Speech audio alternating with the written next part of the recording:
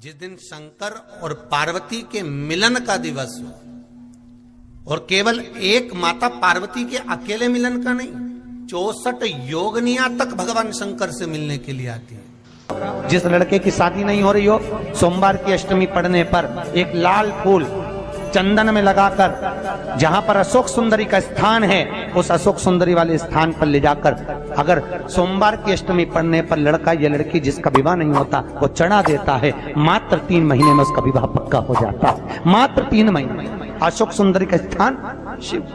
बहुत तकलीफ है और नहीं हो रहा काम, बहुत दिनों से लगे हो, नहीं हो रहा, हरा मूंग ले जाओ। मूंग के दाने तो रहते हैं घर में, केवल 31 मूंग के दाने लेकर जाइए, 31 चावल के दाने लेकर जाइए और 31 ही बेलपत्र लेकर जाइए। जिस दिन सोमवार की अष्टमी हो, कौन से दिन? सोमवार की अष्टमी हो, उस दिन शंकर जी के मंदिर में जाओ, 3 चीज लेकर जाओ, मूंग के दाने, चावल, बेलपत्र। चावल जो 31 लेकर गए हो, अपनी कामना कर कर शंकर जी की देहली पर रख दो, चौखट पर, कहीं पर भी एकांत में उसको रख दिया जाए। मूंग के जो दाने लेकर गए हो 31, वो नंदी के पास में, जो नंदी का पांव ऊंचा रहता है उस पांव के पास रख दीजिए। और जो 31 बेलपत्र लेकर गए हो, वो 31 बेलपत्र अशोक सुंदरी वाली जो जगह है, आपको पहले बताया है कथा में, अशोक सुंदरी जी का स्थान, ये शिवलिंग, ये जलाधारी जहां से पानी बहता है, उसके बीच में एक मोटी सी लाइन होती है, जो शंकर भगवान की छोटी लड़की अशोक सुंदरी का स्थान है। शिव जी के 13 बच्चे हैं, 13 बच्चे में सबसे छोटी लड़की अशोक सुंदरी यहीं पर विराजमान होती है, जहां से पानी नीचे गिरता है। प्रत्येक शिवलिंग के सामने एक मोटी सी लाइन होगी, उस मोटी सी जो लाइन है अशोक सुंदरी, वहां पर जो 31 बेलपत्र लेकर गए हो, अपनी कामना कर कर पीला चंदन, लाल चंदन लगाकर उस पर समर्पित करते जाओ। उसकी डंडी जहां से पानी बहता है उस ओर होना चाहिए। आप निवेदन कर कर देखो, एक सोमवार की अष्टमी पर कर कर देखना, दूसरी सोमवार की अष्टमी आएगी, अपने आप आपका काम हो गया होगा। बाबा से निवेदन तो करो, क्यों भटक रहे? एक मात्र शिव मंदिर में झाड़ू लगा रही हैं अहिल्याबाई, साधारण सा भाव है, केवल एक झाड़ू। कई लोग कहते हैं महाराज जी, आप कहते हो मंदिर में जाकर झाड़ू लगाओ, पोछा लगाओ, तो जो हमने मंदिर में रख रखा है स्वीपर आदि जो भी सेवा करने वाला है, काम करने वाला है, वर्कर है, वो कर रहा है, तो हम क्यों करें? अरे भाई, एक बात याद रखना, आप सबसे पूछना चाहूंगा, आप लोग कहते हो कि मंदिर की सफाई जो वर्कर रखा है उसे करना चाहिए, मंदिर की सफाई जो पुजारी रखा है उसको करना चाहिए। मैं आपसे पूछना चाहता हूं कि आपके घर में जो तिजोरी है, दिवाली पे उसकी सफाई कौन करता है? नौकर करता है? अरे बोलते तो जाओ। नौकर करेगा? नहीं। वर्कर करेगा? नहीं। स्वीपर करेगा? नहीं। तिजोरी की सफाई कोई दूसरा नहीं करता, तिजोरी की सफाई हमें करना होती है। उसी तरह मंदिर की सफाई ना पुजारी करे, ना कोई वर्कर करे, जो दर्शन करने जाए वो करे, क्योंकि ये तिजोरी है हमारी, ये तिजोरी है हमारी, यहां से हमें मिलता है, ये मेरा देव अधिदेव महादेव देता है। और धतूरे का फूल,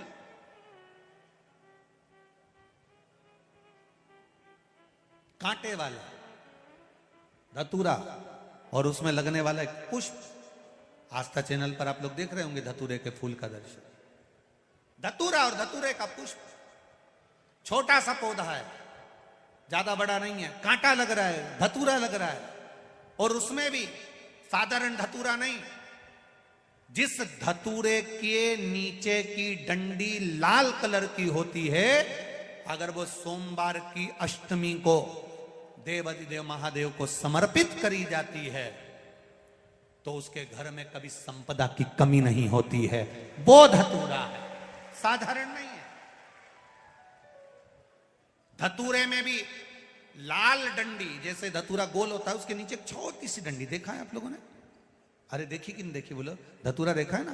धतूरे के अंदर एक नीचे छोटी सी डंडी होती है, जब तोड़ोगे तो वो डंडी का कलर अगर लाल है, वो डंडी का कलर अगर लाल है, और कभी हम तो कहेंगे जैसे बड़ी बीमारी जिसको हो जाती है, लीवर, किडनी, कैंसर आदि आदि बड़ी बीमारियों से जो जूझ रहा होता है, प्रयास करो, प्रयास महामृत्युंजय का जाप कर कर, महामृत्युंजय का स्मरण कर कर, एक लाल डंडी का धतूरा प्रयास करना, एक धतूरा मिल जाए या 5 धतूरे मिल जाए किसी भी एकांतेश्वर महादेव पर, जो शिव मंदिर एकांत में हो, जहाँ कोई जाता आता नहीं हो।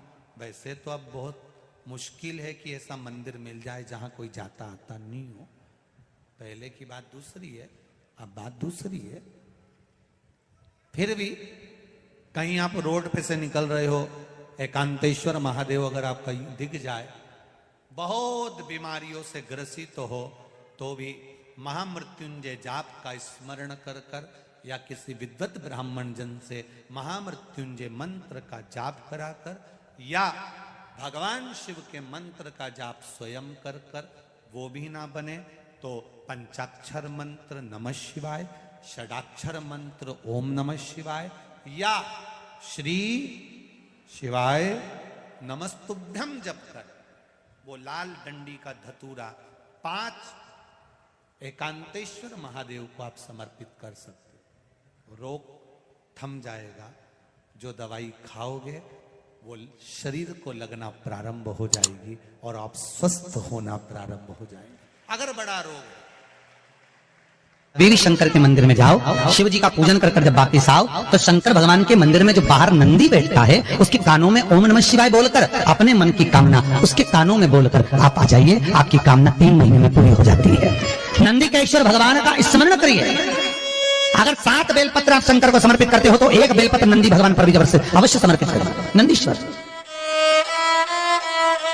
भगवान शिव को समर्पित, 1 बेलपत्र नंदी केश्वर की ओर चढ़े।